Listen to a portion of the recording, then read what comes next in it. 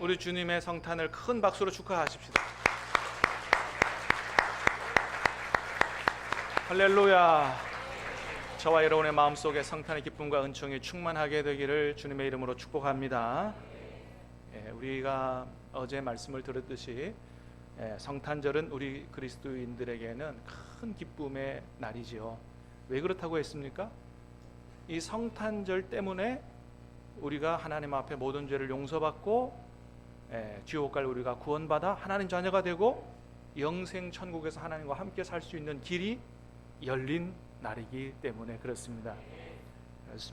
여러분, 그런데 예수님이 이 땅에 오신 것은 그것만이 아니라는 것입니다.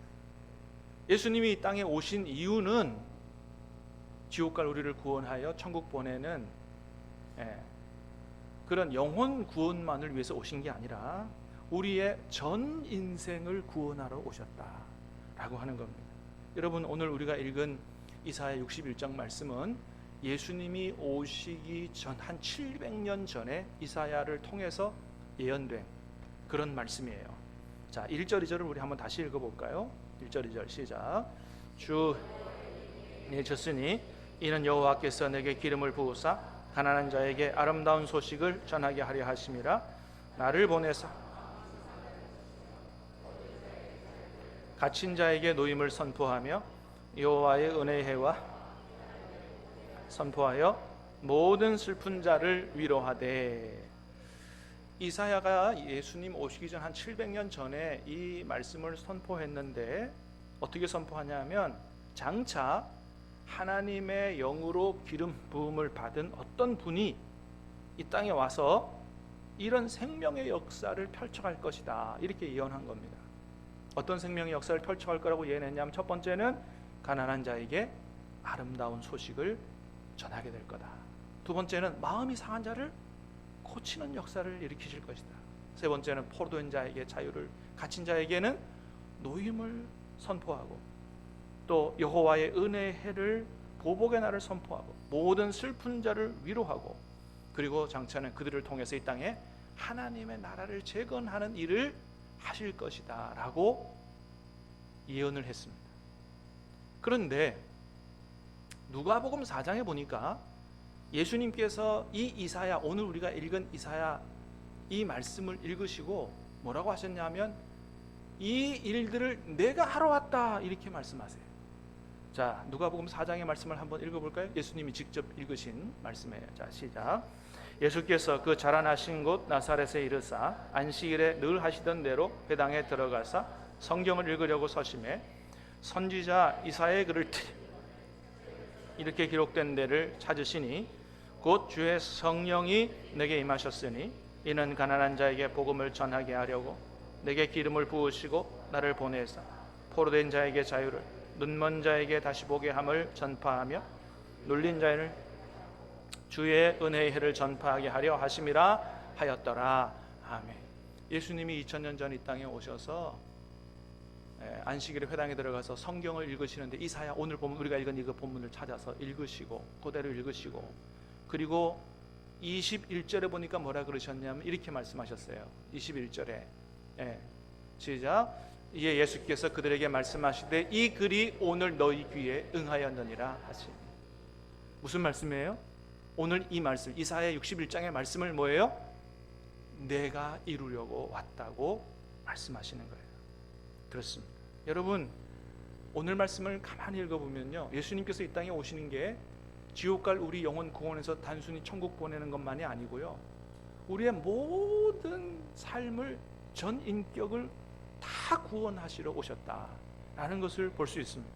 사랑하는 여러분, 오늘 이 말씀이 저와 여러분의 인생에 다 이루어질 수 있게 되기를 주님의 이름으로 축복합니다. 그래서 주님 안에서 영도, 혼도, 육도, 삼도 다 회복되시기를 주님의 이름으로 축복합니다. 자, 그럼 주님께서 우리 안에서, 우리 인생 안에서 어떤 일들을 하시고 어떤 것들을 회복시키려고 오셨는가 좀 자세히 보겠습니다. 첫 번째 1절 전반절이에요. 자, 1절 전반절 다시 봅니다. 시작. 주 여호와의 영이 내게, 여호와께서 내게 기름을 부으사 가난한 자에게 아름다운 소식을 전하게 하려 하심이라. 예수님 말씀하십니다. 하나님이 나에게 성령을 부으셔서 나를 보내셨다. 그리고 첫 번째는 무슨 일을 하게 하시려고요? 가난한 자에게 아름다운 소식을 전하게 하려고 나를 보내셨다고 말씀하셨습니다. 여러분, 주님이 이 땅에 오신 이유는 가난한 자에게 아름다운 소식을 전해주려고 오셨습니다. 여기서 가난한 사람은 어떤 사람이냐? 먼저는 심령이 가난한 사람이에요. 그래서 마태복음 5장에 보니까 뭐라고 말씀하셨어요? 심령이 가난한 자는 복이 있나니 천국이 그들의 것이라고 말씀하셨어요. 그렇습니다. 여러분, 주님이 이 땅에 오신 것은 먼저 심령이 가난한 자들에게 천국이 너희 거라고 하는 복음을 전해주시기 위해서 오셨다는 거예요. 그럼 심령이 가난한 사람이 어떤 사람들이에요?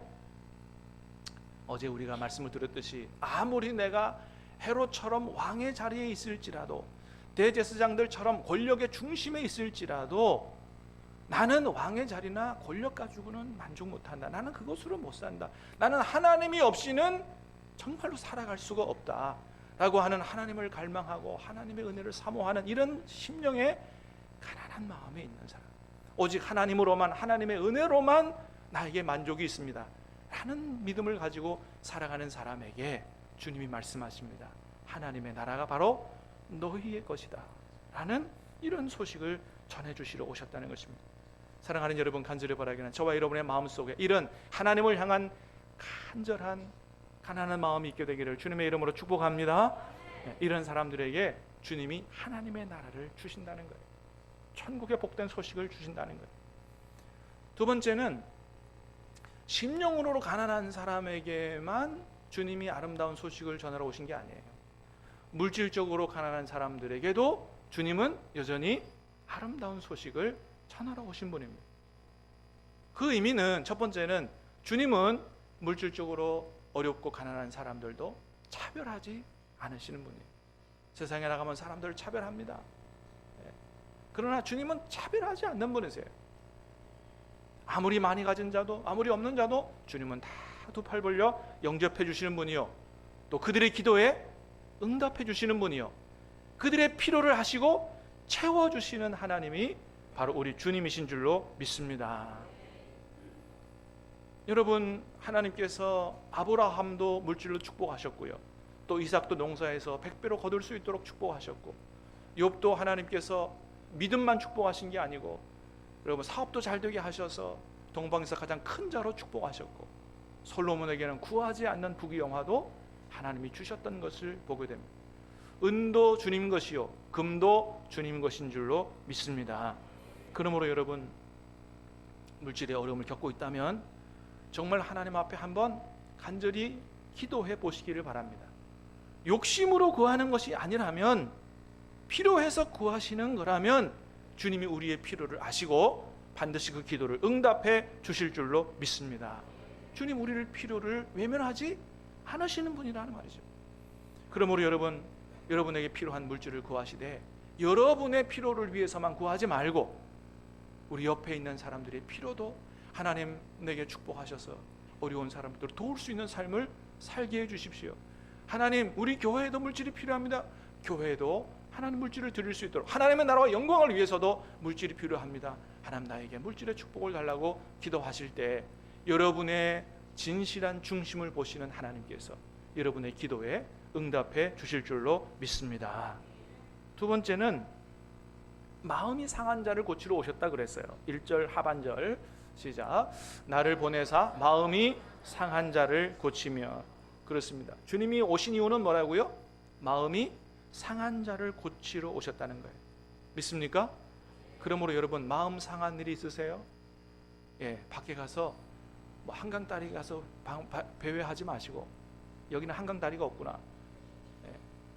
또 가서 깡소주 들이마시지 마시고, 여러분의 상한 마음을 주님 앞에 다 쏟아 넣으시기를 바랍니다. 여러분 기도할 때 하나님이 어루만져 주실 줄로 믿습니다. 위로해 주시고 치유해 주실 줄로 믿습니다. 고린도후서 1장 3절 4절에 보니까 우리 하나님은 위로의 하나님이라 그랬어요. 같이 읽어보겠습니다. 시작.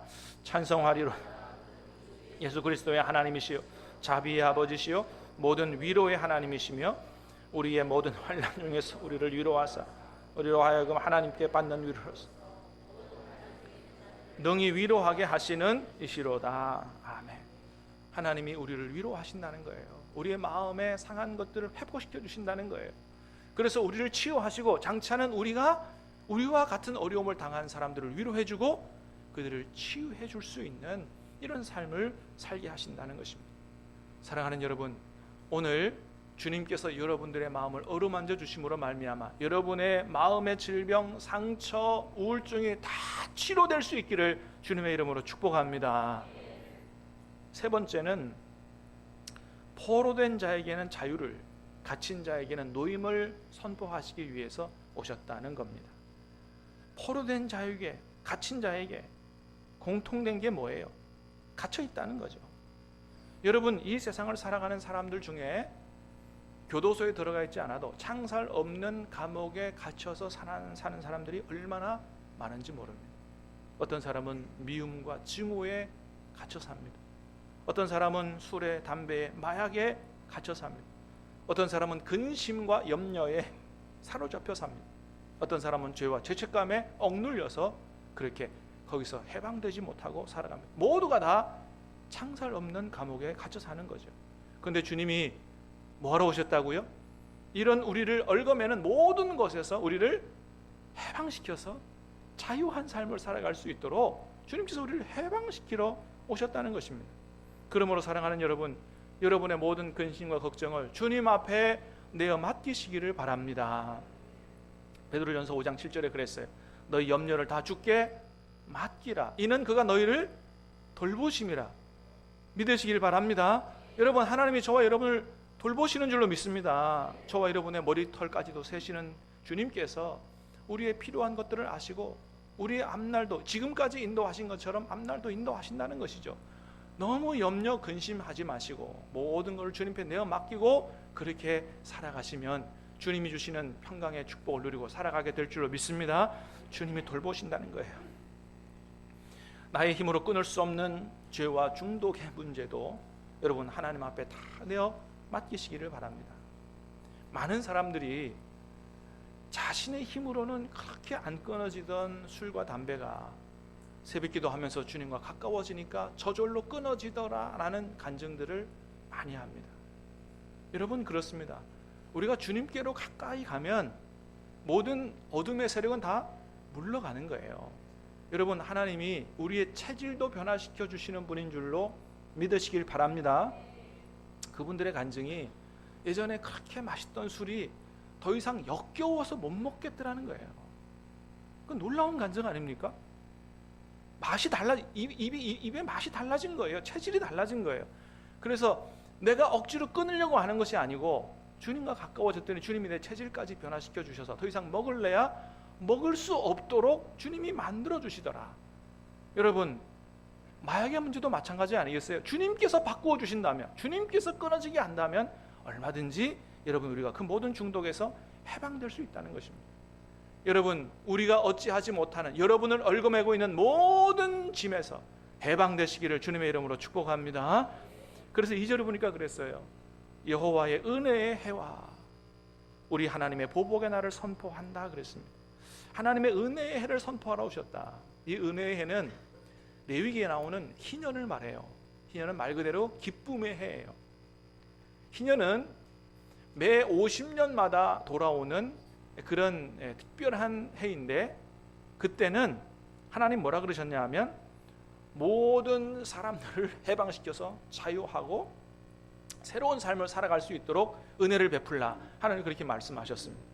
그래서 이 50년 되는 희년이 되면 이스라엘 백성들이 그동안 데리고 있었던 모든 종들을 해방시키고 전당 잡았던 토지도 다 본주인에게 돌려주고 갚지 못한 빚도 다 탕감해주는 이런 일들을 하나님께서 하라고 말씀하셨어요.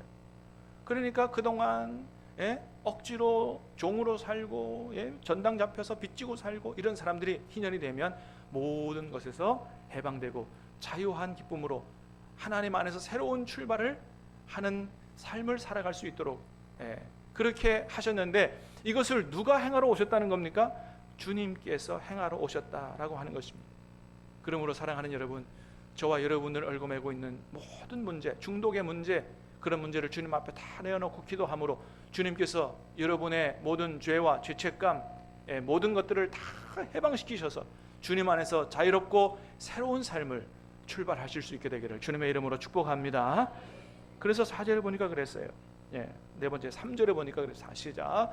무릇 시온에서 슬퍼하는 자에게 화관을 주어 그 죄를 대신하며 기쁨의 기름으로 그 슬픔을 대신하며 찬송의 옷으로, 너무 빨리 옮기셨어요. 찬송의 옷으로 그 근심을 대신하시고, 모든 슬픔을 기쁨의 옷으로, 근심을 찬송의 옷으로, 모든 근심과 걱정을 다 날려버리고 주님 안에서 기쁨과 찬송으로 살아갈 수 있도록 하셨고, 3절 하반절에 보니까 그랬습니다. 그 다음 말씀 시작. 그들이 의의 나무 곧 여호와께서 심으신 그 영광을 나타낼 자라 일컬음을 받게 하려 하심이니라. 예수님께서 오셔서 새롭게 하신, 구원해 주신 그들을 하나님이 심으신 의의 나무라고 칭송을 받도록 그렇게 하시겠다는 것입니다. 사랑하는 여러분, 하나님께서 저와 여러분을 예수님 안에서 구원하신 줄로 믿습니다. 새롭게 하신 줄로 믿습니다. 하나님께서 우리를 통해서 열매를 거두시기 위해서 우리를 이 땅에 심으신 의의 나무라는 거예요. 그래서 그런 예수님 안에 새로워진 사람들을 통해서 하나님이 어떤 역사를 펼쳐가시느냐, 4절에 보니까 그랬습니다. 4절 시작. 그들은 오래 황폐하였던 것을 다시 쌓을 것이며 예부터 무너진 곳을 다시 일으킬 것이며 황폐한 성읍 곧 대대로 무너졌던 것 중수할 것이며, 오래 황폐되었던 것을 다시 쌓고 무너진 것을 다시 일으키는 삶을 살게 할 것이다. 사랑하는 여러분, 예수님 안에 구원받은 저와 여러분들이 가는 모든 곳마다 무너진 것들을 다시 일으켜 세우는 그런 건설적인 삶을 살아갈 수 있게 되기를 주님의 이름으로 축복합니다. 여러분 때문에 여러분의 가정이 회복되게 되길 바라고, 여러분 때문에 여러분의 직장이 회복되게 되길 바라고, 여러분을 만난 모든 사람들의 인생이 아름답게 세워지는 역사가 있게 되기를 주님의 이름으로 축복합니다. 그런 삶을 살아가니까 5절에 보니 그랬어요. 5절 말씀 시작. 외인은 서서 너희 양떼를 칠 것이요 이방 사람은 너희 농부와 포도원 지기가 될 것이나. 하나님을 모르는 세상 사람들이 우리의 양떼를 치고 우리의 농부와 포도원 지기가 된다. 다시 말하면 우리로 하여금 이 세상에서 선한 영향력을 펼쳐가게 하심으로 우리가 세상의 리더와 세상의 머리가 되도록 하신다는 것입니다. 여러분 주님 안에서 선한 영향력을 펼쳐가며 사심으로 말미암아 세상 사람들이 당신이 없으면 안 됩니다. 당신이 꼭 우리를 이끌어 주셔야 됩니다. 여러분, 이런 이야기들을 들으실 수 있게 되기를 간절히 바랍니다. 그렇습니다. 그래서 6절입니다. 6절 시작. 오직 너희는 여호와의 제사장이다. 일컬음을 받아 사람들이 너희를 우리 하나님의 봉사자라 할 것이며. 그렇습니다. 너희는 여호와의 제사장이요 하나님의 봉사자라. 그들이 우리를 인정하게 된다는 거예요. 역시 하나님을 믿고 예수님 안에 구원받으니 역시 다르다. 당신이 하나님께서 쓰시는 사람이라고 존경의 눈빛으로 인정하는 역사가 나타난다. 뿐만 아닙니다. 9절입니다. 9절 시작. 그들의 자손을 문 나라 가운데 만민 가운데 알리리니 무릇 이를 보는 자가 그들은 여호와께 복받은 자손이라 인정하리라. 아멘. 그들의 자손을 문 나라 가운데, 그들의 후손을 만민 가운데 알릴 건데 이를 보는 자가 뭐라고 얘기한다고요? 당신의 가문은 하나님께 복받은 자손이라고 인정하게 된다는 거예요. 할렐루야. 여러분, 하나님께서 믿음으로 사는 저와 여러분의 가문을 축복하셔서 자손이 번창하게 되기를 축복합니다. 세상 사람들이 저와 여러분의 가문을 보고 하나님께 복받은 자손이라고 인정하는 복된 역사가 일어날 수 있기를 주님의 이름으로 축복합니다. 그래서 결과적으로 11절입니다. 11절 시작. 땅이 싹을 내며 동산이 거기 뿌린 것을 돋게 함같이 주 여호와께서 공의와 찬송을 모든 나라 앞에 솟아나게 하시리라. 아멘. 결과적으로 주 여호와께서 공의와 찬송을 모든 나라 앞에 솟아나게 하실 거라는 거예요.